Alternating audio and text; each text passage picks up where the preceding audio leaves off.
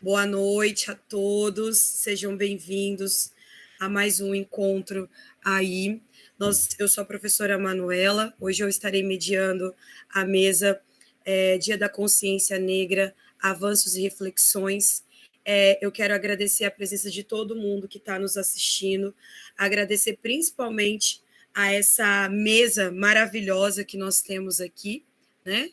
E fazendo os agradecimentos à nossa coordenadora, Fabiana Oikawa, a direção do nosso colégio 11 de agosto, ao Will, que está no backstage aí, projetando para a gente essa live, tá? E eu quero fazer um agradecimento também para a professora Giovana, né, do nosso colégio, que passou esse projeto hoje para a ETEC Urubupungá de Ilha Solteira, para os cursos de serviço jurídico, administração e recursos humanos, né, cursos técnicos aí. E eles estão acompanhados hoje na nossa live pela professora Gisele e pela professora Luciana. Eu quero agradecer também a aluna Isabelle Cristina Fernandes Leite, que é uma aluna do Colégio Sene, né, do Francisco Schmidt, que nos honrará aí com o slam produzido junto com o professor Marcelo. Eu agradeço, na verdade, de novo, a essa mesa, né, que nós estamos aí recheados de pessoas que têm muito a acrescentar na nossa vida, né? Nós temos aí diversas pessoas que trabalham na área da cultura e história africana e afro-brasileira, que vai contribuir hoje conosco sobre reflexões que nós precisamos trazer para o nosso dia a dia, pensando o Dia da Consciência Negra, né? O Dia da Consciência Negra é um dia que a gente precisa refletir sobre a presença do negro dentro da nossa sociedade, né? Como é que esse negro ele foi visto, ele é visto e ele será visto, né? E dentro de todo esse contexto que a gente pensa o Dia da Consciência Negra, a gente precisa também pensar quais foram os avanços, quais foram os retrocessos e, principalmente, também pensar o que nós vamos projetar para o futuro. Tá? Então, assim, de antemão, eu agradeço muito a presença de todos vocês. Tá? Eu vou começar a minha apresentação aqui com a Alessandra Alves Pereira. Ela é graduada em Geografia pela UFMS. Ela possui pesquisas na área de Geografia Agrária, Ensino de Geografia, com ênfase na discussão de interseccionalidade de gênero, raça e classe no ensino de geografia. E ela fez diversas apresentações, inclusive em universidades na Argentina. E atualmente é professora na Rede Estadual do Mato Grosso do Sul. Apresento também a professora Daniela Ferreira da Silva Valdez, que foi a nossa professora no colégio durante muito tempo. Dani, seja bem-vinda. Né? Bem-vinda novamente, né? Ela é geógrafa, também formada pela UFMS, é pedagoga e psicopedagoga pelas FIOS, e agora, atualmente, ela é coordenadora de ciências humanas aqui da nossa escola Francisco Schmidt. Apresento também a vocês o professor Marcelo Serdan, que nasceu em nossa cidade, é historiador e professor de história na rede pública de ensino do estado de São Paulo desde 2013, possui especialização e mestrado na Universidade Federal de Uberlândia e doutorado na Unesp. Possui dissertações, teses e artigos com o tema sobre a escravidão negra no Brasil. Atualmente, ele é professor aqui de História no Francisco Schmidt também. Apresento também Moniza Dias, é graduanda do curso de História também da UFMS, é bolsista no programa de Educação Tutorial PET e voluntária na iniciação científica A História Social da Família Escrava. Atualmente é representante do Movimento Negro da UFMS. Apresento também a nossa aluna Sofia de Almeida Silva Santos, 7º ano, que tem 13 anos e vai compor com a gente essa pluralidade que é esta mesa. E apresento também a Vanilda de Souza, que possui curso superior em pedagogia, atualmente trabalha na Prefeitura de Pereira Barreto como instrutora da cultura afro, tá? E a Vanilda também, ela foi conselheira tutelar, ela trabalhou como monitora e ela está desenvolvendo aqui dentro da nossa cidade um projeto muito bonito, que são das bonecas negras, né? Então, dentro dessa... A gente está trazendo aqui nessa mesa, pessoal, essa multiplicidade, né? A pluralidade que é o Brasil, e dentro dessa mesa, vocês percebem que a gente também tem essa pluralidade, porque é isso que a gente quer abarcar, né? Essa pluralidade que é o Brasil. Então, as perguntas, elas ficarão para o final. Então, eu tenho 2 recadinhos para vocês. Perguntas, elas ficarão para o final e eu as farei para a nossa mesa, tá? E a lista de presença, ela será colocado o link no chat aí de vocês do YouTube, somente ao final da live. Faltando alguns minutinhos para a live encerrar, a gente vai colocar a lista de presença. Então, para contabilizar a presença de vocês, é necessário, então, que vocês assinem a lista. Sintam-se à vontade, tá? Os nossos alunos aí do colégio, os nossos convidados da ETEC para fazer as perguntas, né? Que este momento, mesmo sendo online, que esse momento aí seja de aprendizado, de reconhecimento, né? Que a gente consiga refletir sobre o Dia da Consciência Negra e a gente consiga entender diversos contextos sociais que ainda estão impregnados na nossa sociedade, como, por exemplo, a manutenção do racismo estrutural. Então, que vocês levem tudo que for dito aqui por essa mesa pluri, né, que os leve aí, na verdade, a reflexão. Eu queria passar a palavra agora para Isabelle. Fique à vontade.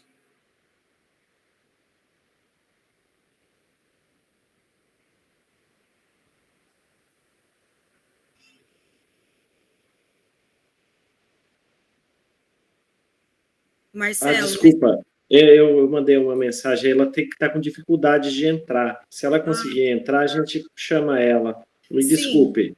Não ela está com problema de internet.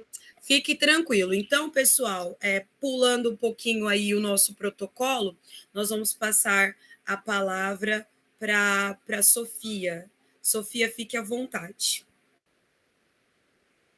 Boa noite. Bom, eu não tenho tanta experiência como todo mundo aqui, mas o que eu posso dizer é que eu já passei por essa situação, né, sobre situações de racismo, não só com minha cor, mas sim como meu estado físico também. Mas uma coisa que eu quero dizer aqui, que seria muito importante para mim, é que você pudesse parar para pensar um pouco, mesmo se você não cometeu esse ato, sabe, de racismo, mesmo se você não cometeu, só para pensar um pouco com o outro e pensa se você falasse para você, eu gostaria que isso acontecesse comigo, eu gostaria de ser xingado, de ser maltratado, isso e aquilo. Se eu não gostaria, por que eu vou fazer com o outro aquilo que eu não gostaria que fosse feito comigo? Sabe? Então, é isso que eu tinha para falar. Tá bom, Sofia, obrigada. A gente refletiu um pouco esses dias em sala de aula, né, sobre diversas condições, diversos contextos aí, até mesmo, às vezes, a gente reproduz alguns costumes da nossa sociedade, então a gente percebe que esse racismo estrutural, ele ainda é muito forte, muito enraizado na nossa sociedade, e por isso que a gente está fazendo esse momento aqui para refletir e avançar. Dani, muito obrigada, né? Eu vou já usar os apelidos aí, não vou ficar cumprindo muitos protocolos, né? Seja bem-vinda, Dani, mais uma vez ao nosso colégio. É um prazer dividir essa mesa com você. E mais uma vez aí, obrigada por você ter aceitado o convite. Sofia, obrigada por ter aceitado o nosso convite. Vai pensando aí, ao final nós chamamos você novamente. Fique à vontade, Dani. Oi, pessoal, boa noite a todos e a todas que estão nos assistindo, boa noite aos colegas aqui, né, estar mais uma vez com a Monize nesse bate-papo. Obrigada, né, aos colegas, ao Marcelo, muito obrigada, Manu, pelo convite, e pode quebrar protocolo, porque eu me sinto acolhida, tá, esse Dani ressoa, assim, de uma maneira muito agradável e acolhedora. Tá? Fico muito feliz pelo convite, por estar, né, de volta, mesmo que virtualmente, participando nessa instituição, né, onde eu fiquei anos aí, né, contribuindo. Então, tem um carinho, tem uma nostalgia, tem um sentimento, e muito obrigada. Tá? Sofia, parabéns. Parabéns por abrir assim, né, brilhantemente, significa esperança a sua fala, porque a gente pensa, né, a escola é isso, é um espaço de formação, e quando uma Sofia de 13 anos vem, né, em uma rede social, através de uma transmissão falar, isso nos enche de esperança. Parabéns, viu?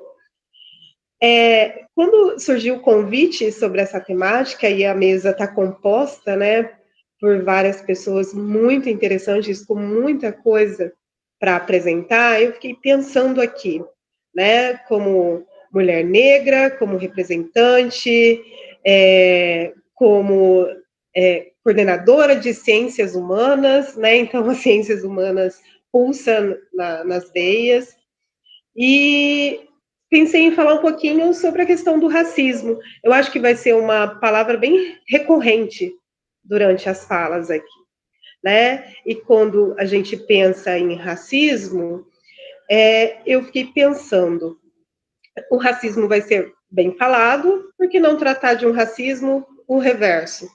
Né? Começamos aqui pensando sobre o racismo estrutural, né? Que vem dentro daquele preconceito velado, né, daquelas situações cotidianas, que eu acredito que toda pessoa preta já passou por isso, e ainda passa, e é por isso que estamos aqui, né, como a Manu bem colocou, como estamos, como ficaremos daqui a algum tempo. E aí, quando eu pensei em estruturar essa fala, primeiro, vou ser um pouquinho didática, só para a gente voltar lá, porque quando a gente fala de racismo, a gente não pode perder as raízes históricas de tudo isso, né? Então, tem raízes históricas. E quando que surge esse conceito de racismo reverso? E já vou dar o spoiler e afirmar que não existe aos espectadores, tá? Ele surge lá na década de 60, vou arriscar aqui, né? 66, para ser mais exato, tem o Marcelo aí, o pessoal de história, podem me ajudar aí, se preciso for. Nos Estados Unidos. Foi, assim, os primeiros indícios de que esse racismo reverso passaria a ganhar força, né, a ser revelado ao mundo, com um movimento chamado Panteras Negras. Né? E aí esse grupo, liderado, né, inicialmente por 2 universitários, eles vinham reivindicar seus direitos. E aí que a gente começa a refletir quando a gente fala de raízes históricas. Eles nada mais queriam que reivindicar direitos, eu vou subjugar como direitos humanos, tá? E nesse contexto, eles se armaram, mediante, né, a questão do armamento nos Estados Unidos, para combater a violência que eles vinham sofrendo. Então, eles bateram de frente com policiais, sofreram repressão, e aí, acho que foi o primeiro estopim mundial de que tinha uma classe, né? Uma população negra gritando ainda mais alto que precisaria mudar as situações, né? Porque quando a gente fala em racismo reverso, a gente está falando de relações de poder, né? E essas relações de poder é sempre quem está na hierarquia do poder, né? Quem está na hierarquia e quem está sofrendo as mazelas de uma sociedade injusta. Então, por isso que eu afirmo que não existe, porque é uma questão histórica, né? Uma questão de poder. E aí, pensando nisso, a gente começa a enxergar também que durante, né, as décadas, a passagem do tempo, o racismo ele vem, né, se estruturando de maneiras diferentes. Como eu citei aqui, né, os Panteras Negras, lógico, foram repreendidos, né, na década de 80, finalzinho de 80, eles deixam de existir, mas deixaram seu legado. Quem já viu aquela mãozinha, né, aquele punho erguido, né, representando esse movimento que hoje, né, eles são sempre relembrados, né, em atos, sempre deixaram seu legado, deixaram sua história.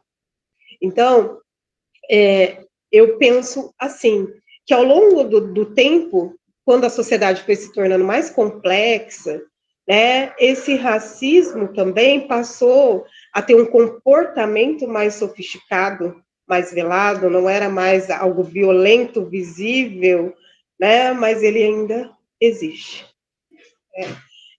Ainda existe uma minoria que luta por direitos sociais, que gritam que cotas não é esmola, né, que pedem justiça social e que querem quebrar essa visão de que o nosso país é um país fraterno, né, onde todos somos iguais, onde todos são tratados da mesma maneira. E o que a gente sabe, né, estamos aqui para refletir, que não, ainda há muita coisa, né, para ser resolvida. E quando a gente fala isso, a gente não está falando de segregar, e sim de equalizar, né, de tornar os direitos e as oportunidades para todos, né, porque eu sei que toda pessoa, quando se dispõe de uma oportunidade, ela agarra isso, né, para a vida, para fazer a diferença. Então, mais ou menos isso a minha fala. Racismo reverso, ele existe, né, é uma questão de poder. Se a gente for falar em números, é bem visível, enquanto a maioria das pessoas que estão em situação de miséria forem pretos e pardos, significa que nós precisamos ecoar as nossas vozes, né? Enquanto a maioria das pessoas assassinada brutalmente e injustamente forem pretos e pardos, a gente precisa levantar a nossa voz, né? Enquanto a gente continuar sofrendo preconceito velado, a gente precisa levantar a nossa voz, né? Então, falar de racismo é falar um pouco sobre isso. Eu acredito que eu vou até generalizar. Todas as pessoas pretas que estão aqui nessa mesa já sofreram algum tipo de preconceito, né? E hoje mesmo, em uma fala que eu tive a oportunidade, em um outro momento, falávamos sobre isso. Eu já um exemplo, né? Vou abrir até um espaço para depoimento. Quantas vezes fui chamada de babá dos meus filhos, porque eles são pardos, né? Quantas vezes a pessoa não enxerga. Eu ouvi um depoimento hoje que um advogado estava vestido, né, a caráter, né, social, e uma senhora passou por ele e solicitou que ele fosse até o carro que o senhor estava aguardando, como se ele fosse o motorista, em meio a várias pessoas brancas, só ele de negro, né? Olha, então, enquanto isso, né, estiver acontecendo, a gente precisa refletir. A gente precisa refletir, a gente precisa buscar a nossa identidade, né? A gente precisa entender quem nós somos, porque às vezes eu não tenho a pele preta, né? Por exemplo, eu tenho irmã branca, mas os cabelos cacheados dela diz que a avó dela é negra. Então, está em todas as famílias, né? E falar sobre isso é muito importante, tá? Eu elaborei esse contexto aí histórico, a gente tem um tempinho aí de fala, espero ter aproveitado, e aí você vai me policiando, se tiver mais tempo, Manu, você vai dizendo. Dani, mais 5 minutinhos. Ai, que bom. E eu gosto desses momentos porque quando a gente fala da consciência negra, né, a gente para refletir sobre a importância que essa data tem, mas não só como um movimento que tem que acontecer nas instituições, mas a profundidade, né? Teve uma pessoa que falou essa palavra hoje, ficou ecoando na minha cabeça, ele está aqui na mesa, ele falou sobre a profundidade que essa temática traz.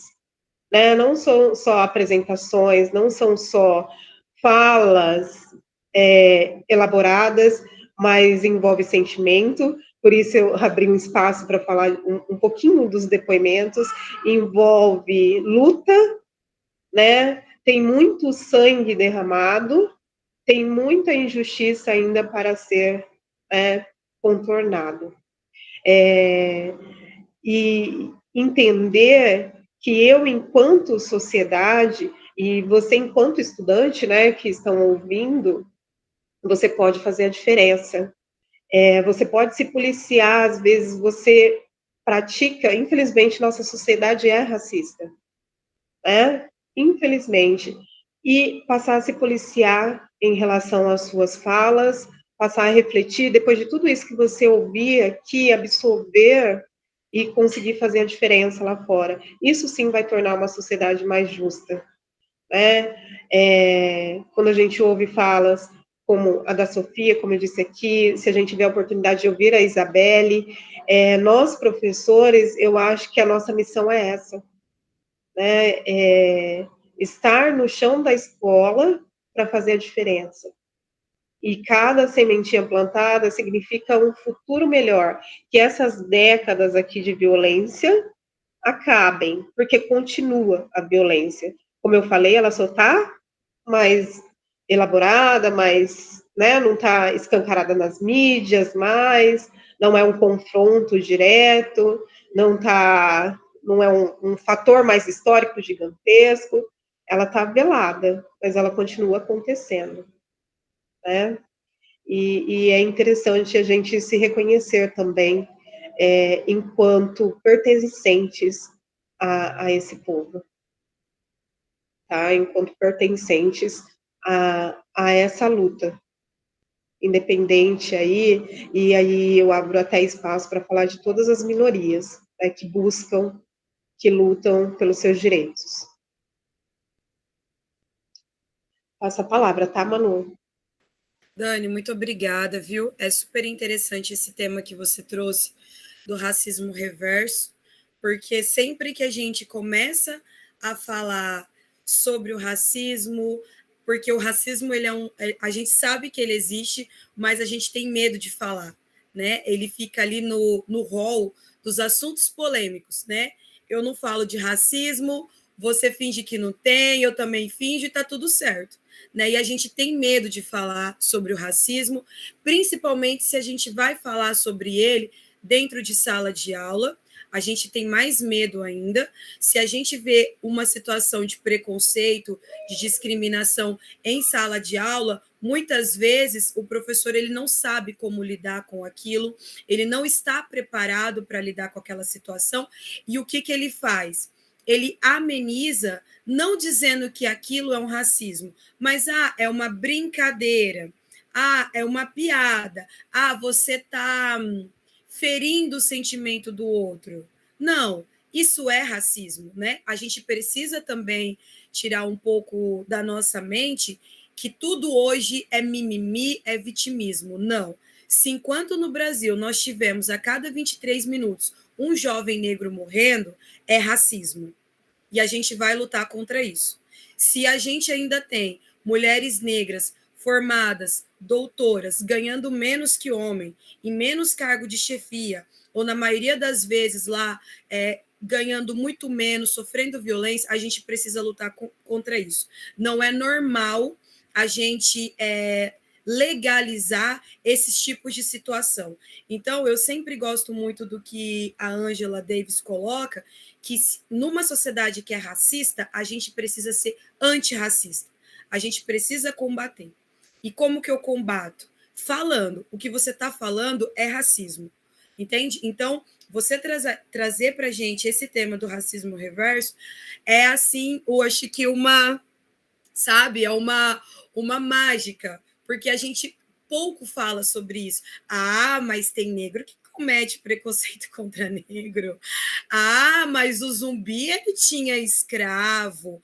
É sempre aquele...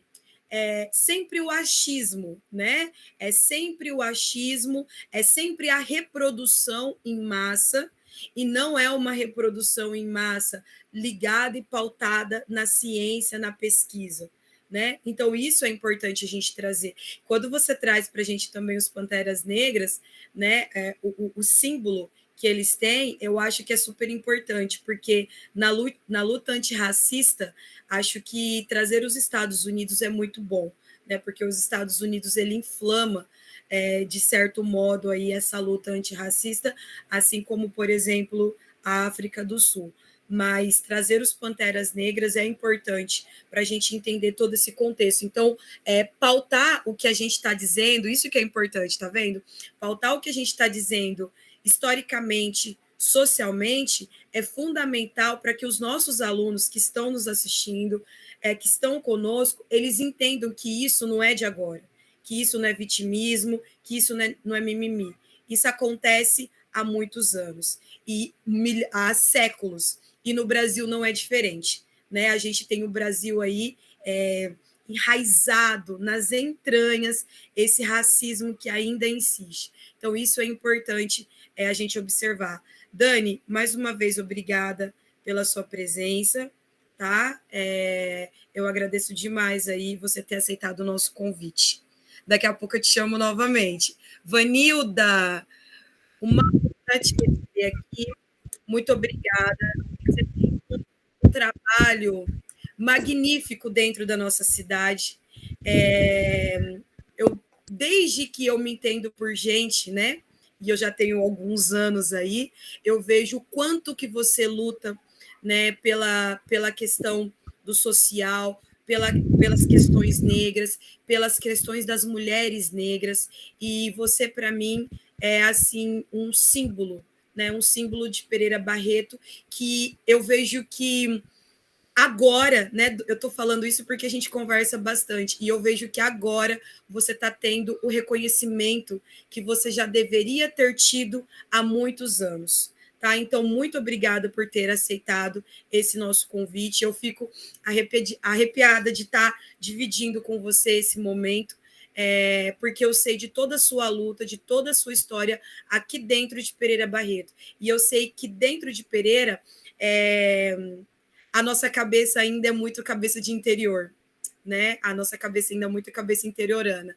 Então, eu acho que a gente precisa ampliar esse universo. E quando a gente tem pessoas como você, que luta, que não desiste, e agora traz para a gente essa temática da mulher negra, é isso que inflama, tá? Os nossos olhos e os nossos corações. Mais uma vez, obrigada. Eu que agradeço o convite e peço para você desde já que eu, quando começo a falar, eu demoro um pouco para parar, então tem que falar, para um pouco aí. Porque essa questão de falar sobre o negro é uma coisa que eu venho refletindo há muito tempo. Eu trabalho há muito tempo com composições de músicas, e de uns anos para cá, não foi agora não, vamos dizer que eu tinha aqui meus 30 e poucos anos, por aí, que começou a fluir muito forte dentro de mim essa questão. Eu acho que à medida que você vai pegando maturidade, que você vai vivenciando situações, como eu vivenciei, questões que nem acabaram de falar, que é difícil um negro que não passou pela questão racista, mas não me deixei me levar em momento nenhum, porque eu sou uma pessoa assim, eu creio que todo negro deveria assim, ser determinado naquilo que faz e naquilo que quer. Vocês estão abordando temas, foi abordado temas aqui maravilhosos, eu leio, eu vejo pela TV, acompanho nas redes sociais, mas tem uma coisa que me chama muito a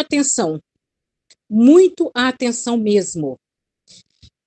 Quem é responsável por tudo isso, por toda essa formação em cadeia no nosso país? Nós temos uma porta de entrada chamada educação. Educação. Eu não posso falar com plenitude, não posso falar com convicção e nem com certeza, porque isso requer que eu estude melhor, pesquise mais para entender. Por exemplo, desde criança, eu estive falando isso ontem com alguns alunos, desde criança, na escola, quando eu entrei, eu já senti, você já sentia aquela coisa esquisita no ar? Por quê? O que acontecia ali na classe, na sala de aula? Quando se falava dos negros, era só escravo. Só escravo. Não tinha, assim, você não via, assim, como se diz, você não via dizer que algum negro se destacou aqui, destacou ali, dentro do período da escravidão. Escravidão, né?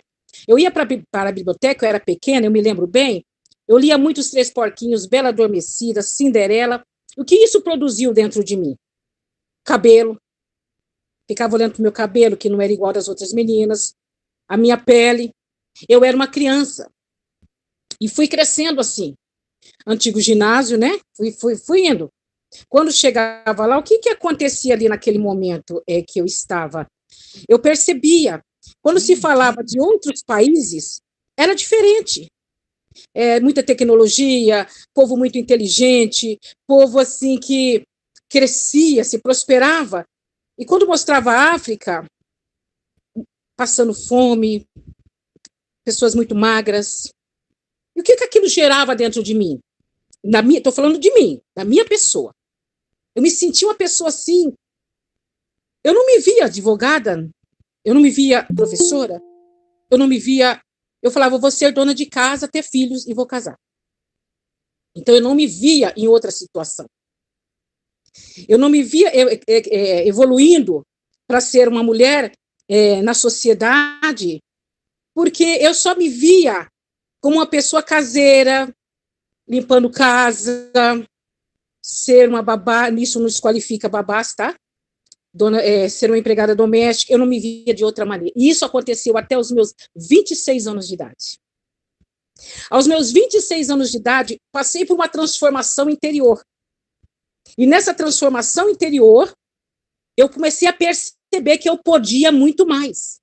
Então, eu comecei a prestar atenção na história da África. De onde os negros saíram? Os que vieram para o Brasil? Para cá, vamos dizer assim,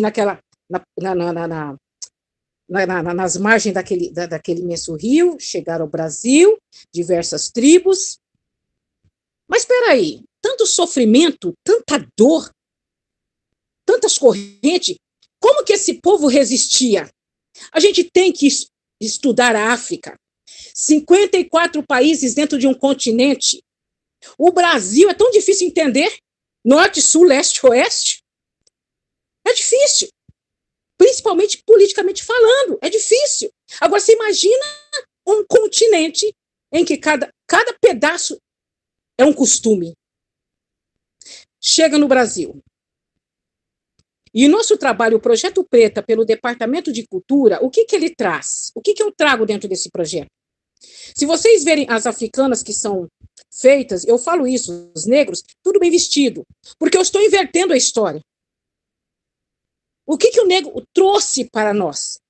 Música, lavoura, conhecimento da terra, mineração, o esporte, trouxe o esporte. Mas como ele, e como o ser humano, ele precisa fazer que o outro se sinta pequeno para ele dominar. Ele tem que dominar a mente do outro. Existem técnicas para isso. Ele tem que fazer o outro se sentir pequeno e impotente. O negro, ele é muito forte por dentro. Ele é forte, ele tem poderes por dentro. Avril, por que você fala isso? Tá, vou dar um exemplo aqui. Vou falar só de mim, tá? Não vou mencionar o nome de ninguém por enquanto. Por exemplo, nós temos Carolina de Jesus, né? Mulher leiga, favela. E quando surgiu aqui a pandemia, pegou de surpresa. Eu estava desempregada. E eu pago aluguel, eu pago água e luz. Ninguém disse assim, ó, chegando no fim do mês, vocês têm 3 meses para acertar aluguel, tal. Não, né? Todo mundo parou. E o engraçado, que eu fico admirada, que eu saía para fora, nem os passarinhos cantavam. Foi um complô que fizeram. E naquele desespero, o que eu vou comer, né? Que nós, seres humanos, somos assim. Na emergência, o que eu como? Primeiro que eu como. Depois, o que eu faço com as outras coisas? Então, naquilo que eu estava andando pela casa, eu senti uma voz que me disse assim, faça bonecas negras. Eu falei, mas eu não sei fazer bonecas negras. Faça bonecas negras. Eu não sei costurar. Faça bonecas negras. Então, eu sentava no meu sofá e costurando a mão, porque não tinha ninguém para me orientar, né? Nesse momento, eu ficava até 4 horas da manhã. Resultado, em plena pandemia, aqui pelo telefone eu consegui vender, paguei meu aluguel e não faltou comida na minha casa. Paguei minha luz. Algumas coisinhas estou acertando agora, mas os demais, o mais complicado eu consegui atender. Então, o que eu quero dizer com isso? Que nós precisamos ter dentro de nós um espírito muito forte. Nós estamos falando aqui, vocês acabaram de falar sobre racismo reverso, vocês estão falando estrutural. Eu passei por vários processos. Eu não gosto nem dessa palavra denúncia, que eu fiz, mas não fui atendida. Entendeu? Então eu não gosto. O que eu gosto de fazer? Vou à luta. Vou pôr a minha cara e vou pagar o preço. Como eu já paguei. O preço, como você diz, Manuela, é caro. É salgado. Porque mesmo que você tente falar, é complicado. As pessoas têm como se defender quando você tem um nome, tipo assim, Vanilda de Souza, quem ela é? Periferia. Pobre. É complicado. Ah, mas quem está falando? Ah, é doutora fulano, ou é fulana de tal, é filha de fulano de tal. A coisa já mudou para ela. Mas para mim, não. Então, eu preciso lutar muito e passar essa energia e começar a falar para as crianças uma linguagem de criança, do cabelo, da cor, da pele, do preço que isso custa para nós nos dias de hoje. Mas ela não pode desistir. Porque a maioria dessas crianças vivem em lares desestruturados, em que os pais não estão preparados sequer para orientar. Eu admiro mães negras que lutam, que vão à luta, trabalham e colocam seus filhos em bons colégios negros. Mas a maioria, a realidade do Brasil não é essa. Esses dias para trás eu escutei uma pessoa falando assim para outra. Uma menina engravidou, ela é negra. Ah, quem é o pai da criança? Ela falou, é fulano. Que cor que ele é? Negro. Nossa, essa criança vai sair preta. É o cabelo dessa criança quem vai cuidar. Nossa, o que você foi fazer? Você entendeu? E era uma pessoa negra falando. Nós temos isso dentro da família. Se você gosta de uma pessoa clara, você quer clarear a sua família. Ah, você não está satisfeita com a sua cor. Então, nós temos muita coisa a ser trabalhada dentro de nós. Dentro de nós. Para poder cobrar da sociedade. Então, o que eu disse lá no começo? Qual é a porta que nós temos? Educação. Que dirigentes da educação, que pessoas que nos estiveram ouvindo agora, que estão ligadas lá, entroncada no tronco, que possa trazer para a educação formas de ser explicado isso desde o fundamental, a questão racial, a questão de etnias, a questão da imigração, trazendo isso numa linguagem e trazendo até o ensino médio, que é onde, sabe o que acontece quando existe uma relação entre pessoas? Respeito. Toda relação precisa ter respeito. Quando isso acaba, acaba tudo. Então, Se eu for falar aqui, eu vou falar bastante, meu tempo acabou? 5 minutinhos. Eu adoro. Então, essa minha fala pode ser forte. Alguns podem até não aceitar. Mas é esse o projeto que estou fazendo, que ele vem de forma contrária. Depois eu vou trazer as mães, as negras que amamentaram as crianças brancas. Qual é o significado disso? Que nós temos que entender tudo. Não adianta a gente fugir da realidade. É o que eu sinto. É o que eu sinto, é o que eu vejo nesses meus... Bom, entrei na escola com 6 anos, né, naquela época, 54 anos. 54 anos assistindo, passando por grandes dificuldades, perdendo emprego porque falei. Perdi oportunidades porque coloquei a cara, mas eu não desisto. O preço é caro. A chibata dói. Mas nós temos que saber lutar e enfrentar sem ódio, sem mágoa. E oferecer o que nós temos de melhor. O talento nato, a força, a arte que está escondida e aqui dentro de nós. Então, falar isso nos dias de hoje não está sendo fácil. Mas essa é a minha fala, essa é a minha luta. Vanilda, mais uma vez, obrigada pela sua fala. É sempre bom ouvi-la, é sempre bom entender todo esse processo que você passou. E o que é mais legal da sua fala é que eu acho que a gente não nasce preto, a gente se torna, tá? É uma construção ao longo da nossa vida, em que a gente vai se construindo e se desconstruindo a todo momento. Eu, na minha vida, sempre soube que era negra, porque eu venho de uma família que diz pra gente que eu tenho oportunidades que eu sei que outros irmãos não têm. E eu sei o lugar de fala que eu tenho. E mesmo sendo de uma família que me orientou muito, eu só entendi o que era ser negra de verdade quando eu fui estudar fora. Então, você vai para uma cidade fora. Eu fui para Londrina fazer faculdade com 17 anos, 700 mil habitantes. Você vê que Pereira Barreto não é o mundo.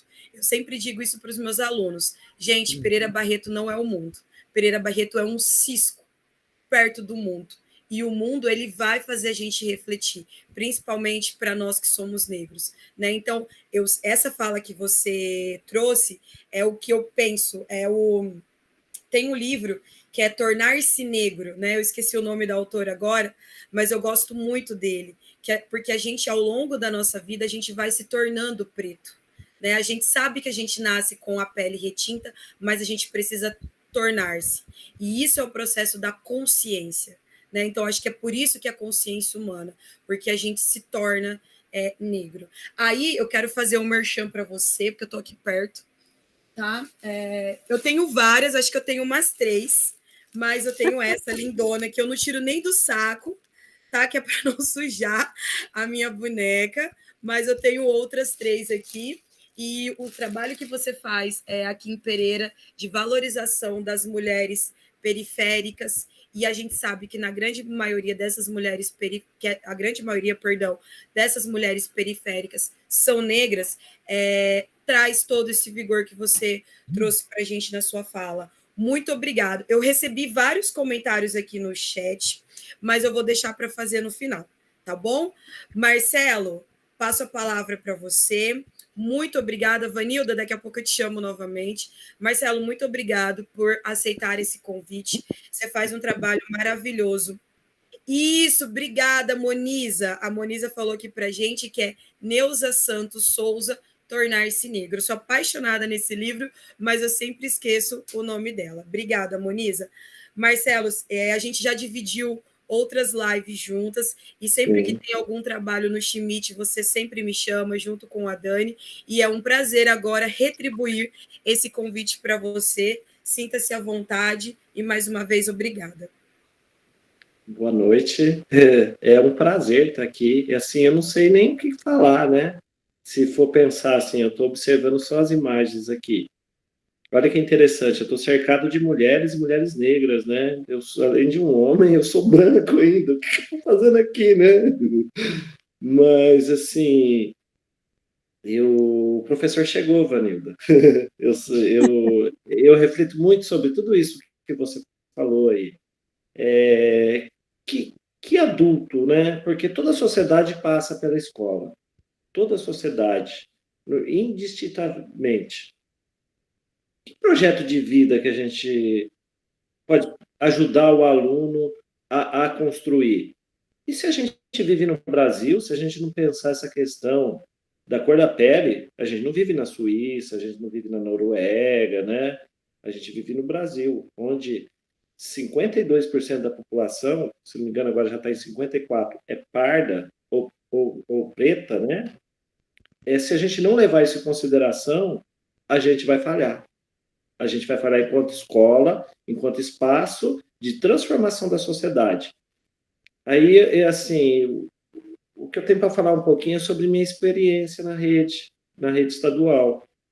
Assim, eu venho, assim, da academia, eu estudei escravidão, fiz uma pesquisa no mestrado sobre escravidão, depois segui o doutorado, só que a gente escreve para nossa mãe, a gente escreve para quem vai na banca, e olha lá, né?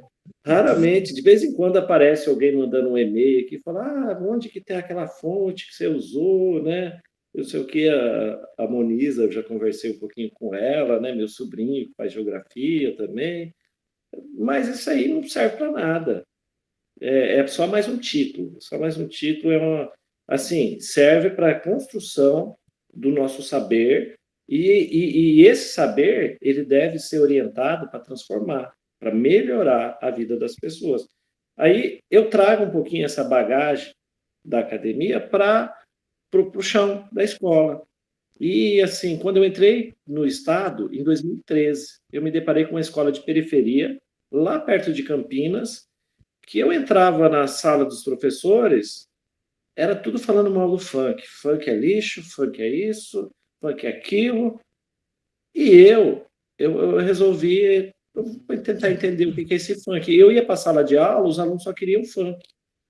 99% dos alunos gostavam de funk, porque eram alunos de periferia, eram alunos negros, era aluno que tinha essa estética musical, entendeu? E existencial. Aí começou o meu start. Falei assim, eu, enquanto branco, eu tenho que contribuir para desatar esses nós que os racistas estão se escondendo neles. Porque a gente falou de racismo estrutural, o racismo reverso que não existe, mas tem essa sutileza do racismo. Ninguém tem coragem, ninguém é louco de chegar para uma pessoa negra hoje e falar seu macaco, seu preto. Sabe que vai ser preso. Eles estão se escondendo na cultura dos pretos, no ódio à cultura. Eles estão indo para cima do candomblé, da umbanda. Isso aí não é religião. Mas essa é a minha opinião. Mas tem toda uma carga aí histórica, como a Dani falou aí, né? Que se a gente for puxar o fio de Ariadne aí, a gente puxa e acende a luzinha racista. Funk não presta, isso não é música. Música é música clássica, é MPB. Eu vejo muito, eu sou de uma geração de roqueiro. Eu sinto muito, eu tenho vergonha do que o rock se transformou. Hoje, a única resistência que tem ao sistema é o funk. Não tem mais essa. O rap já passou o momento rap, né? Aí a gente vai, eu dou aula na escola pública, a gente está fazendo uma pesquisa, eu e a Dani, pelo Google Forms, que todos os alunos vão responder várias perguntas, entre elas a cor. Até agora, eu acho que 1/3 dos alunos responderam. 64% são pretos ou pardos. Aí, eu, como professor, como que eu vou chegar lá e desprezar toda essa cultura, como a Vanilda mesmo falou? Olha o que salvou ela, foi a ancestralidade dela. Você não percebeu isso, mas são seus orixás que te salvaram e te cantaram aí no ouvido, faça boneca negra. Você está entendendo? Como que, às vezes, essa questão da ancestralidade, e essa ancestralidade, ela veio lá do Batuque, nas senzalas, que atravessou o Atlântico, ela passa depois pelo lundu, ela passa pelo samba, ela vai pelos diversos tipos de samba, ela vem no rap, ela vem no hip hop, ela está no funk. Eu tenho um amigo que ele é formado em música pela Unesp, lá em São Paulo. Ele toca piano, ele toca os instrumentos de branco, tudo. Ele é branco também. Só que ele adentrou para estudar o funk. Ele foi rechaçado. Só que, como músico, ele faz uma perspectiva do funk como uma análise musical. Aí, o que ele rebate? Quem que é que estuda os funk? São pessoas brancas, jornalistas, antropólogos, eles vão na letra do funk.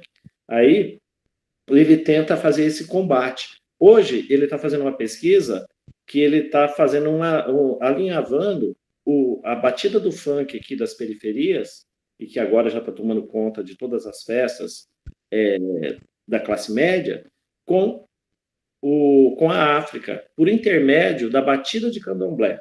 Então, essa ancestralidade, ela tem que estar evidente. Ela é que salva, ela alinhava todas as almas negras. E essa questão da resistência tem que passar por isso também. Então, essa sutileza do racismo, ela percebe isso. Porque também a gente imagina que só tem gente burra do lado de lá. Não tem gente burra só, não. Tem gente que se disfarça disso. É lógico que eles alimentam todas essas informações aí, como eu acho que foi a Dani que falou, né, que racismo reverso existe, sim. Eu sei, porque me falaram. Existe esse alimento, mas tem pessoas que sabem que não existe e está propagando isso, entendeu? Então, eu me vejo assim, como professor de escola pública, tentando desatar esses nós, tentando apagar essas luzes. Essas luzes são negativas com relação à construção de uma sociedade melhor, e se eu estou falando em Brasil, eu não tenho que desconsiderar essa questão racial, ela é a mais importante, ela está no topo das minhas importâncias, ainda mais na hora que eu fiz esse levantamento aqui na escola, onde parece que a gente fica cego no dia a dia, na correria, a gente não percebe, a hora que a gente para pensar, fala assim, que aluno que eu tenho? Que professor eu sou para esse aluno? Eu não quero ser esse professor mais, Vanilda, e a gente não tem que ser, as meninas novas que estão chegando aí, esses professores que você tinha, porque agora, o que a gente tem? A gente tem um novo material. A gente tem material que coloca o negro não só na chegada dos portugueses à África para escravizá-lo e na história do Brasil só para trabalhar. A gente está perpassando esse conteúdo sobre cultura africana. Isso é uma conquista. Isso não foi porque quiseram também, não. Isso é luta, que agora já estão querendo tirar também. Preparem-se. Prepare-se que vem chumbo grosso por aí, porque a favela está vencendo e porque a senzala está invadindo a Casa Grande. Está entendendo? Aí o que acontece? Hora que a gente vê essas reações, a gente pode ver de uma maneira negativa, mas a gente pode ver de uma maneira positiva também. Está se incomodando isso. Isso está incomodando quem tinha privilégio. Aí, voltando às estatísticas, se não me engano, foi no começo desse ano que saiu um levantamento que mais de 50% das vagas ocupadas nas universidades públicas no Brasil são de negros. Isso que a gente está... Isso que eu estou vendo na minha telinha do celular aqui é um reflexo disso. Eu sou o único branco aqui. É lógico que tem um recorte, né, temático, mas será que há 20 anos seria possível ter tanta... Será que a gente tornaria isso possível? A gente não teria vocês aqui.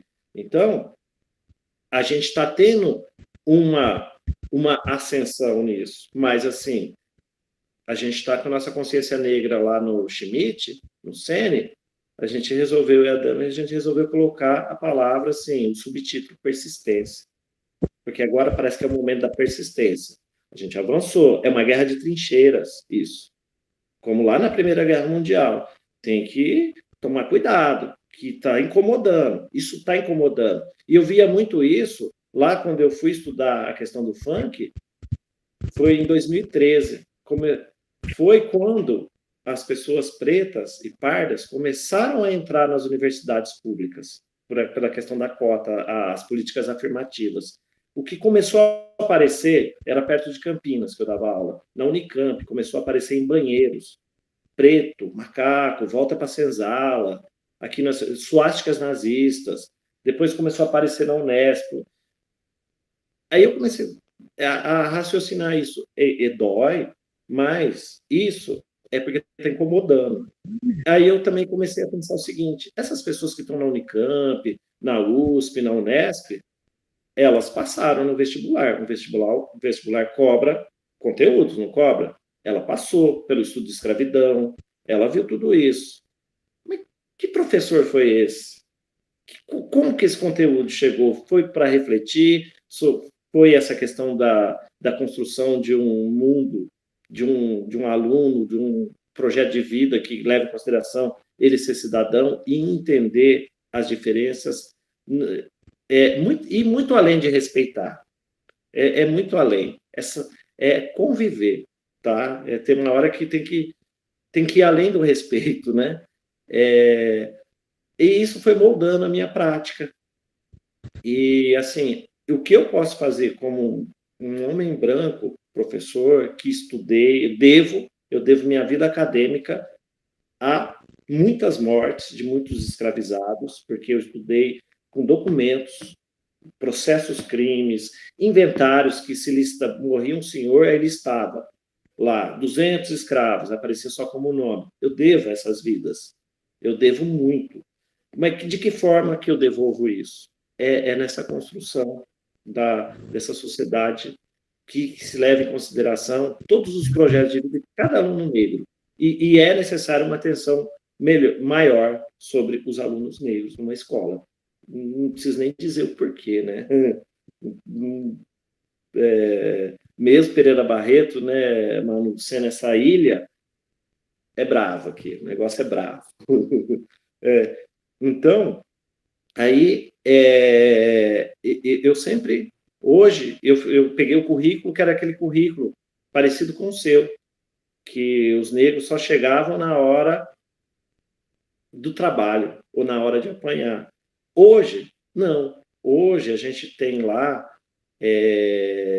no 6º ano, quando vai se falar de Grécia, se fala de comunidades, se fala das civilizações africanas, se fala das civilizações nativas aqui, dos nativos da América também, que são outros povos que a gente não pode esquecer. Hora que se vai se falar sobre a Idade Média, se fala na Idade... Mas ainda é uma perspectiva europeia, né? Mas, assim, leva tempo também. Não é assim também, né? Não é da noite para o dia, mas as coisas já estão acontecendo. Mas depende muito da gente, professor. Ou o professor estudou escravidão, professor de história, gosta de escravidão, ou ele é negro. Porque os outros passam por cima disso tudo. E muitas vezes a consciência negra vira aquilo que a Dani falou, vira festa, vira, vamos colocar um painel aqui, vamos fazer um desenho com mulheres negras, sabe os cabelos coloridos, beleza. Mas é no dia a dia, a Semana Negra tem que ser uma culminância, tem que ser o brotar de uma árvore, dessa semente que foi plantada já há muito tempo, e as raízes estão ali, e nada abala essa árvore, tá? Porque também é lei, né? É lei, a gente tem que cumprir a lei. A lei 20 de novembro é para ser comemorado, mas a gente tem que persistir, porque estão avançando para cima do que foi adquirido por direito, né? A gente tem a lei das cotas afirmativas, que em universidade tem também em concursos, tem a questão da cultura afro nas escolas. E a gente tem que ir mantendo. Aí, eu sempre estou fazendo trabalhos também de estéticas negras. Eu trabalho com slam, eu trabalho com rap, com funk. A gente tem... Esse ano as coisas vão acontecendo também, né? Eu estou com um trabalho de slam lá no Sene, que a gente começou com uma habilidade de escravidão nos 8º anos, de resistência negra. e agora ela já tomou uma proporção maior, que o Islã é uma poesia falada, que ela foi muito pega no Brasil pela população negra, para tratar dessas questões do racismo.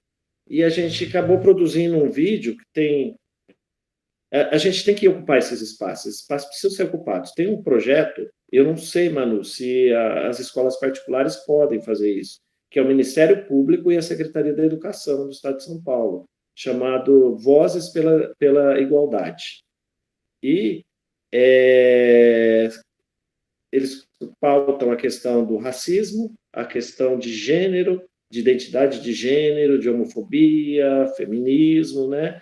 E o ano antes da pandemia foi Vozes Negras. Minha voz é minha força. Dessa vez foi minha voz é minha vacina, que tem que envolver tudo isso. E a gente, depois eu vou disponibilizar aqui o link do nosso vídeo. A gente fez um trabalho associando a pandemia, à violência e ao racismo estrutural. E ele já, tudo indica que ele vai ser classificado para a final em São Paulo. Está saindo aqui de Pereira.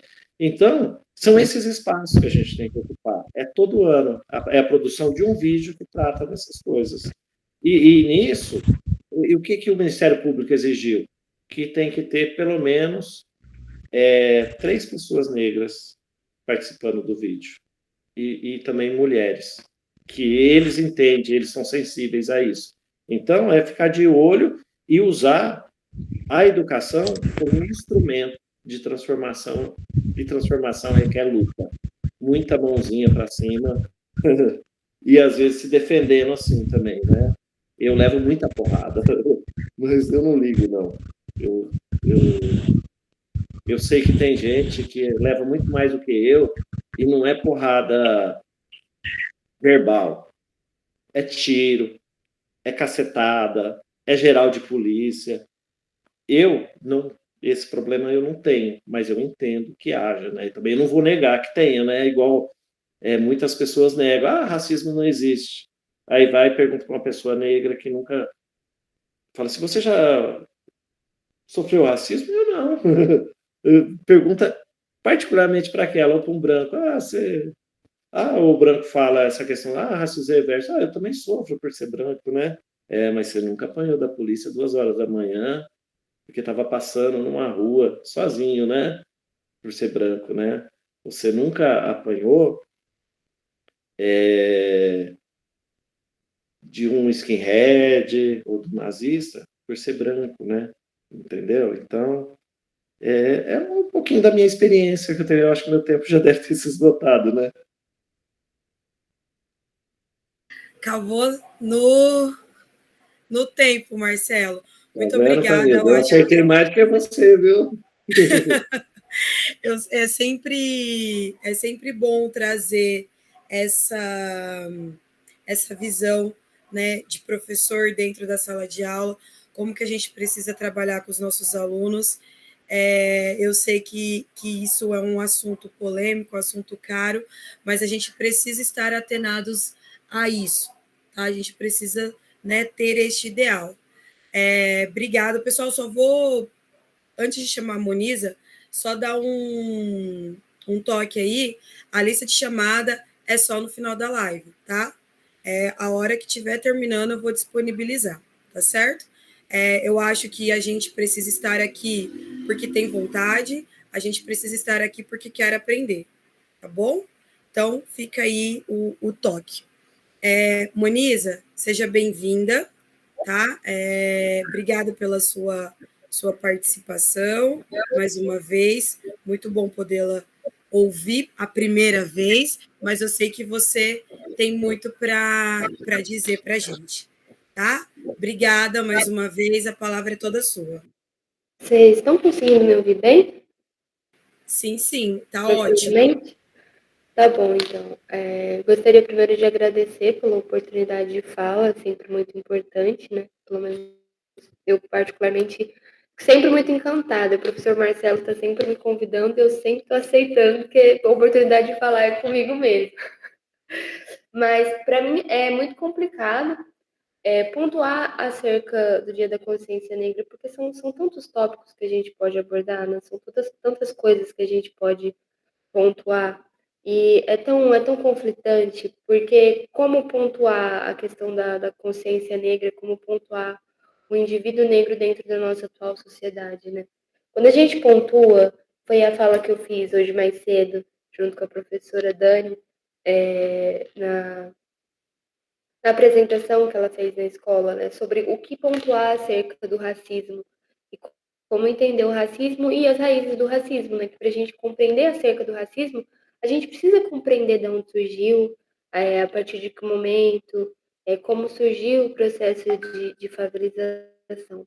Um ponto que o professor Marcelo citou e que eu acredito que seja de extrema importância é pontuar acerca do próprio funk, né?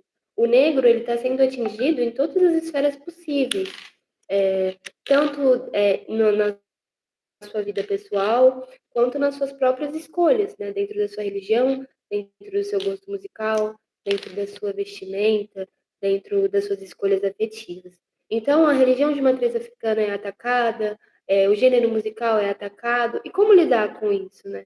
O racismo, ele nos atinge em todos os âmbitos. Você sofre racismo na escola, você sofre racismo no trabalho, você sofre racismo em todos os ambientes, e quando você chega na universidade, você se depara com racismo institucional, que é um racismo tão dolorido quanto qualquer outro, mas que dói um pouco mais, porque você sabe que você está lidando com pessoas que têm informação, mas que, apesar da informação, não escolheram pela informação e sim pela ignorância, sim pelo desacordo. E aí, pontuar sobre o racismo é basicamente pontuar que toda uma população, todo um grupo social foi relegado ao esquecimento, que homens, mulheres e crianças negras foram deixados de lado. Quando a gente pontua a respeito de racismo, a gente tem que pontuar, obviamente, a respeito da escravidão e pontuar sobre como nossa sociedade, apesar da abolição e apesar de ser miscigenada, apesar de mais de 65% da nossa população ser formada por negros e pardos, não significam que esses negros e pardos eles estão dentro das universidades, eles estão nos cargos de poder. Então, quando se pensa a respeito de racismo, é tão estrutural que 15 minutos, 30 minutos, 40 minutos não daria. Não daria, porque eu vou ter que pontuar sobre a escravidão, e a escravidão todo mundo já sabe, e aí vão me dizer que Zumbi também tinha escravos, mas não foi bem assim. E aí eu vou pontuar sobre a abolição, mas aí vão falar que a abolição veio, e aí tudo bem, mas diferentemente de outros grupos que foram exterminados e massacrados, a população negra nunca teve um auxílio. Tanto foi por isso que ocorreu o processo de favelização, né? Hoje nós temos as periferias, hoje nós temos... As periferias são quilombos, temos que entender até hoje as periferias como os quilombos de resistência.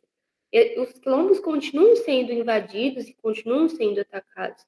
O racismo, ele perpetua dentro de todos os meios, e quando a gente pensa sobre a guerra às drogas e a favela, a gente pensa diretamente a questão do racismo, a gente pensa diretamente a questão de como a nossa sociedade ela se estruturou dentro de uma concepção embranquecida, onde pessoas negras não têm voz e também não têm vez, e conforme a gente se estrutura dentro de uma cadeia alimentar, onde a gente nunca consegue ser o tubarão, né? A gente é sempre o peixinho, sempre vai acontecer algo que vai desmoronar tudo isso.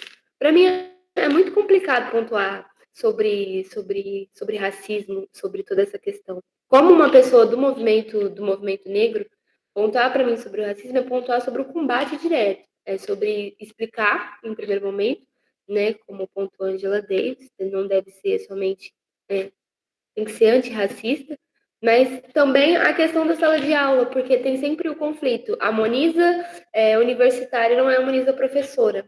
A Moniza que bate de frente em relação ao fato de mais da metade da população de Três Lagoas ser negra, mas a gente só tem uma vaga para cota para negros na universidade, não é a mesma Moniza que dá aula. A Moniza que dá aula, ela tem que ter a paciência e ela tem que ter a abertura. E até onde vai? Também tem a questão da nossa saúde mental, né?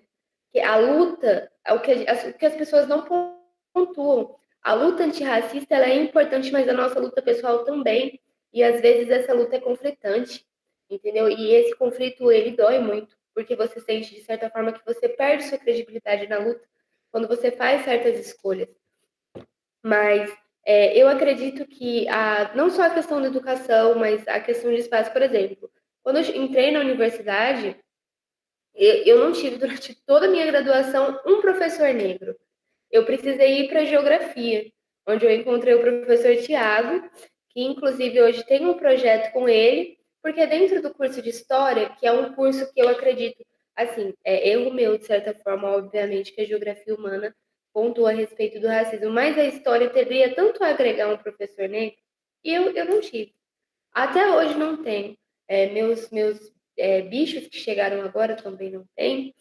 E se a gente for parar para pensar a universidade no macro e no micro, pensando só no curso, nós também não temos outros professores negros. O único curso que tem a felicidade de ter vários e vários professores negros é a geografia, que tem mais de 5, né? Nisso a Alessandra teve muita sorte, mas eu não tive isso. E aí ver essa banca cheia de mulheres negras e de mulheres que pontuam sua luta, tanto acadêmica quanto na escola, que a Sofia teve uma fala linda. É muito importante, eu acho isso, assim, de uma credibilidade gigantesca. E, para mim, pontuar sobre isso é algo muito necessário, é algo muito importante, porque quando a gente cita a respeito disso, a gente pontua sobre tantas coisas, né? E sobre ser você mesmo e sobre manter a sua raiz, né? A gente pontua não só sobre a luta, mas também sobre a nossa permanência. Por exemplo, para os meus alunos que são de uma periferia aqui na cidade de Três Lagoas, eu pontuo sempre sobre o gênero musical deles. A gente desenvolve atividades onde eles entendem a importância do funk, a importância do rap dentro da sociedade e a forma como a sociedade ataca isso. Então, hoje mesmo, os alunos realizaram uma atividade onde eles construíram uma música sobre a baianinha, entendeu?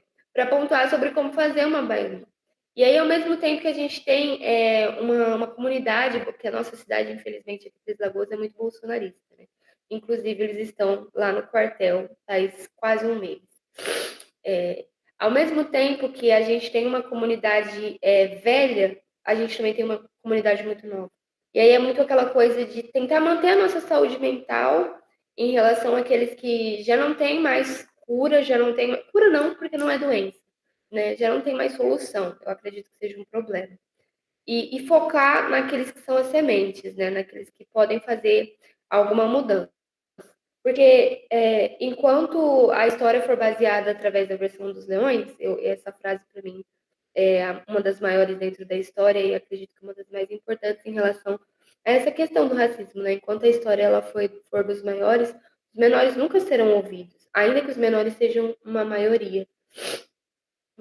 Não conseguir pautar uma fala fixa sobre alguma coisa, porque para mim é algo muito difícil, é muita coisa, principalmente para historiador, o professor Marcelo me entende em relação a isso, nós não sabemos falar sobre um ponto só, a gente puxa várias outras coisas, mas eu gostaria novamente de agradecer pela oportunidade, né, e se tiver mais alguma pergunta, falar sobre, e pontuar mais uma vez acerca disso. Obrigada.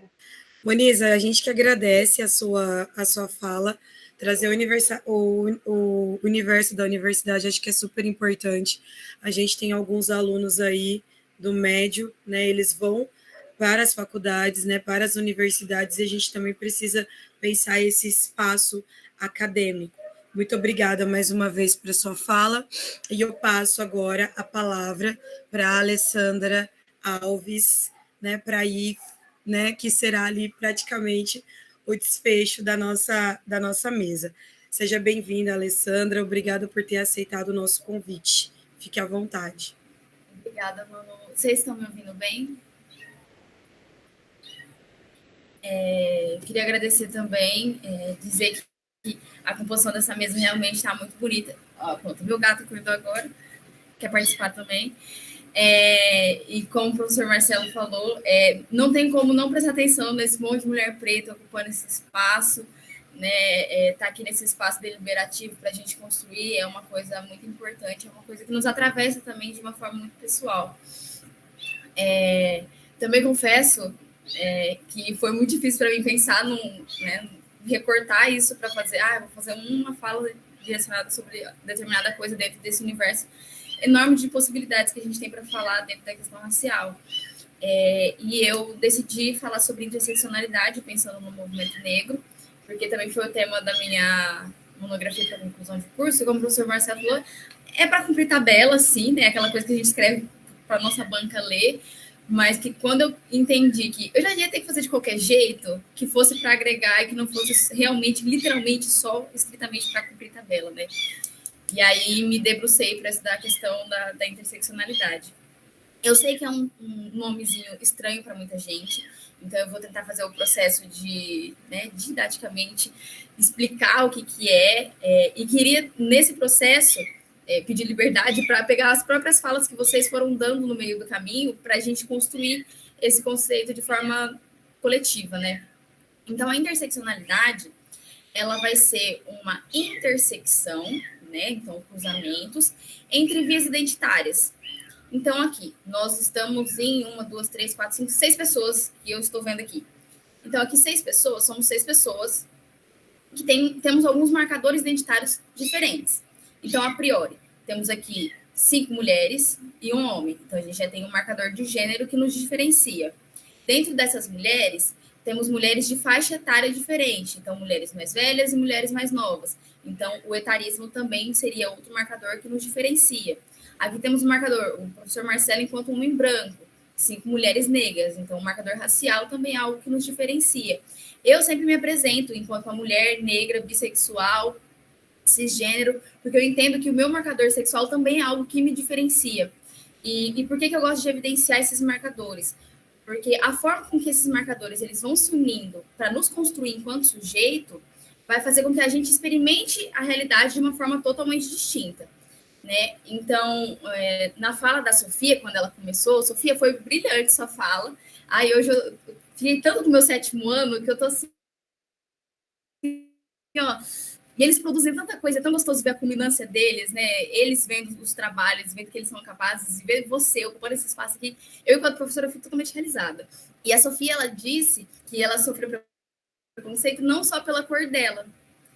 Nisso, a Sofia, implicitamente, ela já entende que ela tem um marcador, que é o marcador racial em cima dela, mas que existem outros marcadores que ela também vai sofrer por conta deles.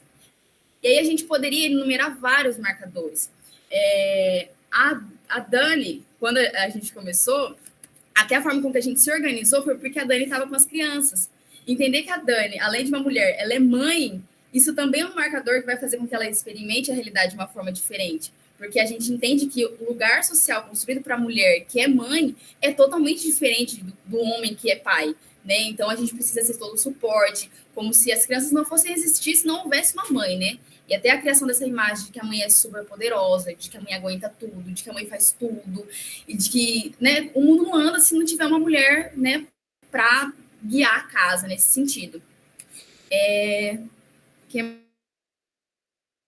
mais? Na fala da Dani também, quando ela estava, né, falando sobre alguns relatos, ela falou sobre todas as minorias, porque a gente entende que existem várias minorias, né? E a minha intenção aqui, né, nessa fala não é fragmentar essas lutas de forma alguma, mas é entender que essas lutas elas vão conversar em alguns pontos, obviamente, mas que, se, igual a Monize falou, se a gente não pegar os peixinhos para contar a história deles, essas pautas não vão ser contadas. Ninguém vai saber que eles estão tendo um problema se essas pessoas não evidenciarem, se as pessoas não tiverem oportunidade de falar. A Manu falou bastante sobre professores lidando com racismo, e é algo que, assim, hoje, eu, enquanto professora, né, faz 1 ano que eu estou na rede, né, pública, mas eu fiquei 3 anos na privada. E foram, assim, realidades totalmente distintas, assim, para mim, enquanto uma professora que, para mim, faz muito sentido que eu, enquanto uma professora de geografia, eu pense a minha disciplina a partir da questão racial. Então, eu vou pensar espaço, mas o espaço é produzido por pessoas, essas pessoas têm cores diferentes, e esse espaço foi construído por pessoas, e essas pessoas tinham lugares sociais pré-estabelecidos, né? Todo mundo já sabe disso. Mas também faz muito sentido fazer esses recortes. E eu tive que lidar com muitas coisas. Igual a Vanilda falou, a chibata, ela não vem de uma forma gostosa. E aí, pensar que esse lugar, quando a gente ocupa um determinado lugar de poder também, a gente está incomodando alguém, igual o professor Marcelo disse, né? Então, a gente precisa lidar com isso e também tentar se manter enquanto a gente faz isso. Porque essa imagem também de que a gente vai aguentar qualquer coisa, isso também nos destrói, porque a gente precisa pensar que a gente precisa lutar, mas que a gente precisa levar o corpo inteiro para a vitória. Porque eu quero lutar, mas eu também quero participar, né, dos benefícios dessa luta, eu também quero me nutrir no meio desse processo, né? Porque ninguém aguenta viver só de luta. E eu achei muito massa, né, o professor Marcelo compartilhar sobre o projeto, né, que o estado de São Paulo tem. Fiquei, confesso, até com um pouco de invejinha aqui. Porque além de fazer os marcadores, né, da questão racial, evidencia que a gente precisa ter uma quantidade X de alunos negros, evidencia que a gente precisa que mulheres ocupem esses espaços, a questão da homofobia. Então, entender esses marcadores de forma, né, que eles estão conversando e que eles estão montando pessoas, né, estruturando pessoas, é muito interessante. E até a forma como que a gente lida com os nossos afetos. Então, por isso eu fiz a escolha de trabalhar com interseccionalidade. Eu vou compartilhar os slides, mas assim, é coisa rápida também, só para a gente ter referência. E aí eu vou pedir qualquer coisa, alguém me interrompa, né? Porque aí eu não vou ver mais vocês. Deu certinho? Alguém só me dá um alô, porque eu já não vejo mais ninguém. Sim, tudo certo. Obrigada.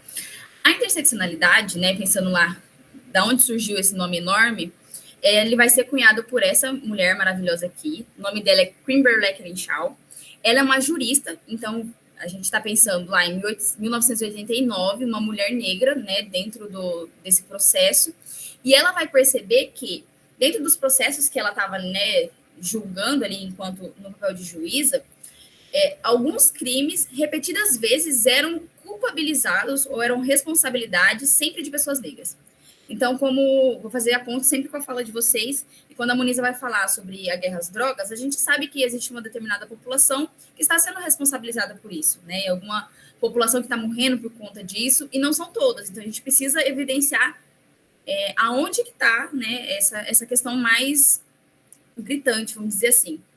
E aí, depois dela, né, ela vai começar a trabalhar isso, e a gente vai ter uma conferência em 2001, lá em Durban, na África, que vai ser uma conferência que a gente vai começar a discutir de forma mais efetiva que países que sofreram o processo escravocrata, eles têm um problema, e a gente precisa tentar fazer ferramentas para que isso seja reparado, vamos dizer assim. E nisso vai sair várias questões, inclusive as políticas afirmativas, como as cotas raciais, que algumas pessoas já pontuaram aqui.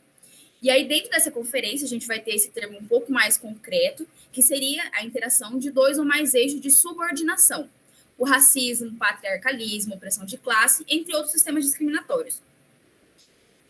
Aí, por que a gente vai entender que... Da onde que surgiu, né, enquanto movimento social? Pensando lá, né, na Angela Davis, que essa mulher aqui espetacular, e pensando também no que, se eu não me engano, foi a Dani que trouxe, né, essa questão dos Estados Unidos. Lá nos Estados Unidos, a gente tinha um processo de racismo muito explícito, né? Então, não é igual aqui no Brasil, que as pessoas têm vergonha de falar que são racistas, né? Por medo de ser preso e tudo mais, que a gente sabe que tem racismo, mas ninguém assume que é racista, né? Nos Estados Unidos, isso era muito explícito. Então, lá a gente tinha 2 movimentos sociais muito fortes, que seria o movimento negro e o movimento feminista. Só que dentro do movimento negro, quem estava, né, na frente do movimento negro eram os homens, que estavam lutando pelo direito de voto. E dentro do movimento feminista, a gente vai ter as mulheres brancas, né, como porta-voz do movimento feminista. E elas estavam lutando nesse momento pela entrada no mercado de trabalho. E aí, nesse meio tempo, as mulheres negras faziam parte do movimento negro, faziam parte do movimento feminista, mas as pautas delas não eram ouvidas porque elas não estavam em espaços deliberativos. Então, a gente vai ver que as mulheres negras, repetidas vezes, elas vão ser atravessadas tanto pelo racismo, né, pensando no movimento negro, quanto pelo machismo dos homens. E ninguém vai escutar elas. Então, pensar nesse processo que a gente vai começar a entender que a interseccionalidade enquanto um processo que a gente precisa entender para até entender os movimentos sociais. E aqui, a Carla Cotirene, ela vai falar, de novo, né, explicando o que é interseccionalidade, e ela vai falar sobre racismo, capitalismo, cis-heteropatriarcados, que elas vão produzir algumas avenidas identitárias que as mulheres negras repetidas vezes são atingidas. Então, se a gente pensar, cada via identitária como uma rua, então eu sou uma mulher, uma rua. Eu sou uma pessoa negra, outra rua. Sou uma pessoa bissexual, outra rua. Só que isso tudo vai se cruzar para formar a Alessandra enquanto pessoa. E eu preciso entender que essas coisas elas vão se cruzando até para me formar enquanto indivíduo e como eu me posiciono, como eu vou vivenciar o espaço, como eu vou vivenciar as políticas públicas, daí por diante, né? Para além disso, a gente vai ver que, além da raça, da classe, do gênero, que é uma coisa muito pontuada pela Angela Davis, né? A gente vai ter orientação sexual, a nacionalidade, a capacidade, a etnia, a faixa etária, entre outras. Então, aqui, quando a gente vai pensar as experiências vividas pelas mulheres negras dessa banca, a gente vai ter diferentes questões quando a gente vai ver a Vanilda dando os exemplos de como foi a relação dela enquanto uma mulher negra nesse processo educacional, como isso foi para ela, como ela se identificou. E se a gente pegar a Sofia, a relação dela com esse processo educacional pode ser totalmente diferente. E a gente entende que a Muniza, a Sofia, a gente também está colhendo os frutos de pessoas como a Vanilda, que estava nesse processo de luta constante há muito tempo atrás. Entender a interseccionalidade dentro do movimento negro é entender que a desigualdade social, né, as questões que vão atravessar essas pessoas, ela não vai se dar igualmente entre mulheres, crianças, pessoas de cor, pessoas com capacidade diferente, pessoas transexuais, população sem documento, grupos indígenas.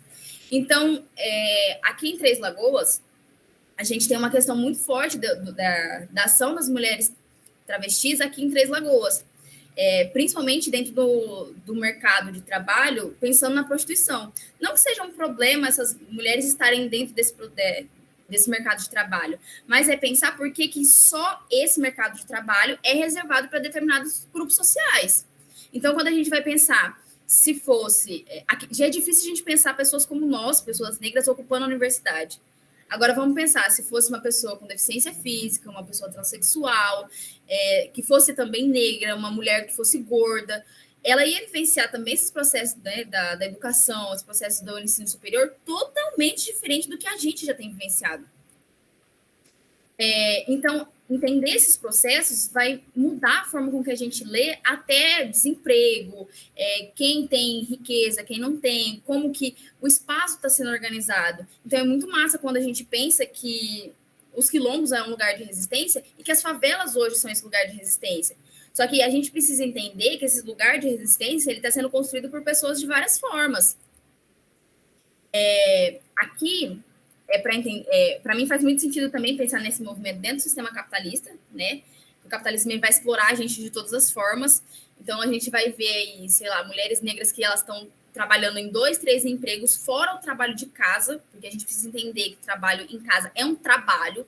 Então, a roupa não se lava sozinha, a comida não se faz sozinha, a casa não se limpa sozinha, e tudo isso depende de um trabalho que está sendo feito por alguém, e esse trabalho não está sendo pago. Então, o capitalismo ele vai se apropriar disso também. Porque se a gente tem, né, os homens que podem sair de casa para ir trabalhar fora de casa, é porque existe uma mulher que está ficando em casa e produzindo esse trabalho para que ele possa produzir o trabalho dele em outro espaço. Eu acho muito legal essa definição da Djamila Ribeiro para racismo, porque ela vai explicitar que o racismo ele não é um sistema de opressão ele é um sistema de opressão que nega direitos, mas não ao indivíduo, né? A gente precisa entender isso como um processo individual. Então, eu, Alessandra, sofro com racismo, mas eu, Alessandra, também faço parte de um coletivo que sofre, né, questões com racismo que vai muito além de mim. E aí, esse slide aqui nem preciso comentar muito, porque a Maurícia já trouxe bastante informação sobre ele, que pra gente, que é um país que tem o maior contingente, a maior quantidade populacional de pessoas negras fora da África, por que a gente não vê essas pessoas ocupando outros espaços, né? E aí é aquele exercício que eu gosto bastante de fazer com os meus alunos. Quantos médicos negros já te atenderam? Quantos presidentes da República negros você lembra? Quantas dessas pessoas eram mulheres? Se a gente fosse pensar no espaço, né, de uma audiência pública e uma pessoa de juiz, você vai imaginar um homem ou uma mulher? Se você vai imaginar qual é a cor da pele dessa pessoa. Então, tem alguns lugares que foram naturalizados. E eu gosto muito da Rita Von Hurt, que é uma professora lá da USP, que ela vai falar que tudo que é socialmente construído é socialmente destruível. Então, se em algum momento a sociedade construiu isso, a gente está aqui lutando para que isso também seja desconstruído, né? E pensando nesse processo dentro da educação, também corrobora muito para essa ideia do racismo reverso, né, que essas falácias aí que a gente escuta. Às vezes dá vontade de rir, às vezes dá um pouco de raiva, né, mas pensando que para existir um racismo reverso, né, como a professora já disse, a gente precisaria que tudo fosse ao contrário, né? Então, que a população branca tivesse passado por todo o processo escravocrata, que a população branca tivesse sofrido com a diáspora forçada, e não aconteceu. E pensando nisso, no Brasil, a gente tem essa lei aqui, que ela é de 1837, que está lá no site do Palácio do Planalto, então qualquer pessoa que pode, né, acessar lá agora, está explícita que eram proibidos de frequentar a escola pública os povos, os escravos, pretos africanos, ainda que sejam livres ou libertos. Então, existe um processo, né, estrutural, institucional, que proibiu as pessoas negras de ocuparem espaços, e um deles foram as escolas. E aí pensando, mas hoje a gente pode falar sobre isso nas escolas, hoje existem legislações que fazem com que a gente trabalhe isso nas escolas. Vou passar um pouquinho para essa lei aqui, que é a lei que hoje obriga, né, nos ensinos tanto fundamental quanto médio, privado ou, ou público, que a gente precisa ensinar sobre história e cultura afro-brasileira. Só que para mim é importante também a gente fazer um marco temporal, porque essa lei é de 2003. Então, a partir de 2003, é obrigatório que essas pessoas que estavam, né, dando aulas, que elas falassem sobre isso.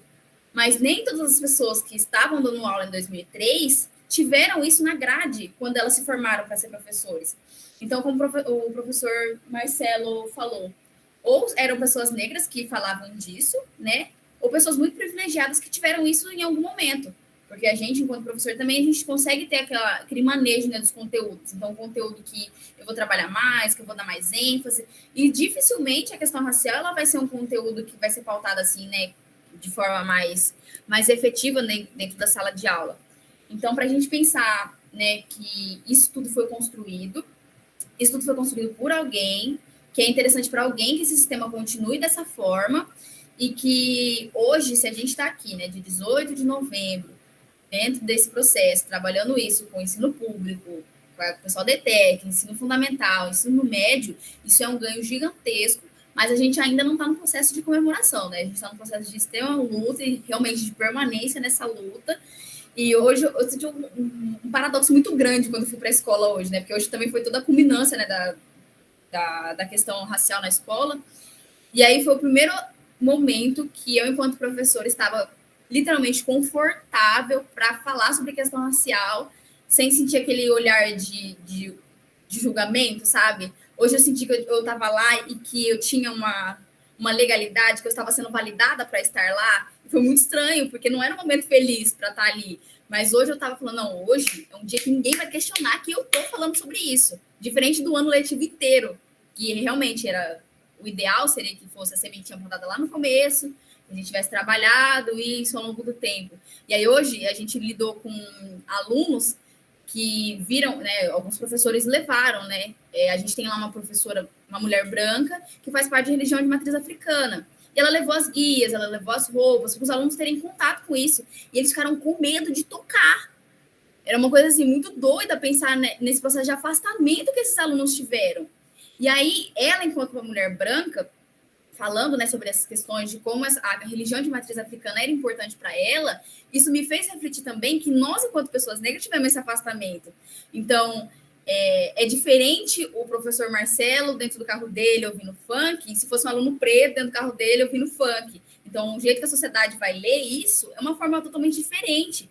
Então, a gente também tem esse afastamento. Então, é também importante que a gente tenha aqui o professor Marcelo para reafirmar isso, porque, né, ele, enquanto uma pessoa branca, ele tem o lugar de fala da observação desse processo, né? Então, jamais a gente negaria aqui todo o processo de construção acadêmica que o professor Marcelo teve, mas esse lugar de fala é só para entender da onde que a fala dele está surgindo. Então, contrário das outras pessoas que estão falando no lugar da experiência, de ter passado por todo esse processo, o professor está falando no lugar da observação. Então, ele entende até onde a fala dele vai, até onde a nossa fala vai, e a gente pode estar aqui conversando e trocando ideia e construindo tudo isso junto. E é interessante também que os nossos alunos, principalmente os alunos brancos, entendam a participação deles nesse processo. Até porque se a gente tem racismo, é porque a população branca está, né, reforçando isso todo santo dia. E eu vou parar por aqui, porque eu também tenho essa dificuldade de parar de falar, né? Eu acho que o professor tem muito isso, né? E aí a gente abre depois. Alessandra, muito obrigada, viu, pela sua fala aí, que sintetizou, né, o nosso dia. Eu estou aqui no chat também. Vários comentários, assim, positivos, de que incrível as falas, falando muito também, Vanilda, do que você trouxe para eles, a cada palavra um arrepio, simplesmente espetacular. Retiraram aqui também vários trechos do que foi dito ao longo da sua fala, e tem um comentário de uma aluna dizendo: esses dias uma menina disse que sua mãe tinha lhe contado que a vida inteira planejou casar com um homem branco para a futura filha não nascer com cabelo igual ao dela. Foi triste demais, né? Então, a gente tem também vários comentários aqui dos alunos dizendo, agradecendo esse momento que a gente está tendo, e eu também reforço aqui a importância desse debate. A gente tem a Lei 10.639, que obriga escolas, instituições públicas e particulares, né, de ter este momento, mas eu acho que muito mais do que uma legislação é o nosso trabalho diariamente, cotidiano, nos policiando, nos desconstruindo, né, desconstruir coisas que estão pautadas dentro da nossa sociedade. Esse momento de reflexão é importante para nos levar a pensar sobre 56% da população se autodeclaram negros e pardos, e aonde é que eles estão? Qual é o espaço que eles ocupam dentro dessa sociedade, se eles são a maioria? E como a Dani disse, para haver o racismo reverso, é preciso que essas pessoas elas tenham o poder em mãos, e nós não temos o poder nas nossas mãos, né? Então, é essa reflexão que a gente quer levar. Eu quero agradecer às professoras da ETEC, né, que estão assistindo. Elas mandaram a foto dos alunos sentados no pátio com o telão aberto e nos ouvindo, e acho que é importante a gente fazer também esse entrelaçamento entre rede pública e rede privada, porque o alcance que a gente quer gerar é o alcance de pessoas, é o alcance social, é a convivência, é a fraternidade, porque todos nós, rede pública e rede privada, a gente busca, acho que as relações sociais, e eu acho que isso que você pôs, Alessandra, a intersecção. Então, é importante esses espaços para a gente discutir, para a gente refletir sobre o nosso posicionamento. E aí, eu quero, para a gente finalizar, Will, a hora que você quiser soltar a lista no chat, fica à vontade. Para a gente finalizar, hoje, com os meus pequenininhos do 4º ano, eu trabalhei esse livro, O Pequeno Príncipe Preto, e eu quero finalizar a nossa fala com um trecho que eu selecionei, porque é um trecho que me emociona muito, porque eu tenho 2 meninos negros, e eu sei a importância de trazer essas vivências, essas experiências para os meus filhos. A minha pele é da cor desse solo. Quando eu rego, fica mais escuro, cor de chocolate de café quentinho. As cores são diferentes, iguais aos lápis de cor. Tem gente que fala que existe lápis cor da pele? Como assim? A pele pode ter tantos tons. Eu sou negro, um pouco mais claro que alguns negros e pouco mais escuro que outros. É como o verde, tem o verde escuro e o verde claro, mas nenhum dos dois deixa de ser verde. Eu gosto muito da minha cor e dos meus traços. Minha boca é grande e carnuda. Olha o meu sorriso, como é simpático e bonito. Eu tenho nariz de batata. Eu adoro batata. Eu adoro meu nariz. Meus olhos são escuros como a noite. Também existem olhos claros, mas eu gosto dos meus como eles são, porque são meus. Meu cabelo não é ruim. Ele não fala mal de ninguém, mas eu cortava meu cabelo bem baixinho, mas agora estou deixando crescer. Quero que fique para cima, igual aos galhos da baobá. Vai crescer, crescer, crescer. Vai ficar forte, brilhoso, volumoso. Olhe para o céu, ele será o limite. Então, eu quero finalizar o nosso encontro com esse trecho que eu acho super importante, a identificação. saber quem nós somos, saber o nosso local de pertencimento e entender que nós não somos todos iguais e tá tudo bem. O que a gente não pode é usar das diferenças como uma muleta para gerar o preconceito, a discriminação e o racismo. Isso a gente já não pode mais tolerar na sociedade do século XXI. Então, nós não somos todos iguais, nós somos todos diferentes, e que bom, que nem os lápis de cor são todos iguais. Então, mas que a gente não pode usar essa diferença para discriminar, colocar o outro como um lugar de objeto, porque a gente precisa entender que o racismo ele existe, ele está aqui, só que a gente precisa combatê-lo. E cada um de nós que está aqui, tanto da mesa quanto os que estão nos ouvindo, terá a sua forma de agir contra o racismo, mas é preciso que a gente haja. E para os nossos alunos que estão aí, para os nossos colegas de profissão, a gente sabe que a luta ela é árdua, mas a gente está plantando uma semente. A gente está plantando aquilo que melhor a gente tem para transmitir para os nossos alunos. Então, a gente precisa lutar. E eu quero agradecer muito a vocês. Aí começaram agora ali, né? Parabéns. O evento foi maravilhoso. Eu fiquei muito encantada com a presença de todos. Muito obrigada mais uma vez. Sofia, obrigada por você tá tão nervosa, mas ter trazido também um pouco da sua experiência. Você é a mais nova de todos nós aqui, mas eu já percebo que você está trilhando um caminho aí em que você tem alguns mentores, né? E isso é super importante para a gente. Mais uma vez, eu quero agradecer a Alessandra, Moniza, Marcelo, Sofia, Vanilda, a Dani, o Will, que está aí no backstage. Estou só agilizando tudo para a gente. Muito obrigada, tá? Quero agradecer também mais uma vez a ETEC, que está nos assistindo, a nossa coordenadora, aos diretores do nosso colégio e principalmente aos nossos alunos que ficaram até aqui. E eu tenho certeza que o conhecimento que vocês estão levando daqui são conhecimentos que vocês vão multiplicar. Isso aqui foi só uma sementinha, uma gotinha no meio de todo o oceano. Então, reflitam, pensem antes de falar, sabe, mentalizem. Eu sempre brinco que a cabeça ela não foi feita só para carregar cabelo e piolhos, ela foi feita para pensar. A gente precisa pensar antes de falar. E que tudo que foi dito aqui pelas essas pessoas maravilhosas, que vocês levem para a vida e que vocês se reconstruam e se destruam ao mesmo passo. Então, a gente precisa se construir e se desconstruir a todo momento. Um beijo grande para vocês. Banca!